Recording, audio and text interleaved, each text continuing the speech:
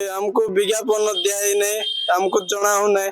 हम भी पढ़ी होचु +2 जाए हमको भी जणाइबा पड़बो जे हम भी अप्लाई कर पारबो सेटा भाई भितर आस्तिलो एप्लिकेशन देवाको देला परे कहले जे हमर किछि ए तांकर सहित किछि लिंक नहीं आमे से ऊपर वाला डू आछंदे कॉन्ट्रैक्ट रू देचंदे बोल कहले। यार प्रकृत कारण हैला दशमंतपुर मेडिकल रे सरकारी स्वास्थ्य केंद्र रे बिना विज्ञापन रे बिना एडवर्टाइजमेंट रे अस्थायी नियुक्ति तार खलताल करबा पे आस्थिलु। वर्तमान दशमंतपुर रे अटेंडेंट स्वीपर गार्डन इत्यादि इत्यादि बहुत पोस्ट बाहरी थिला 10-15टा पोस्ट बाहरी थिला।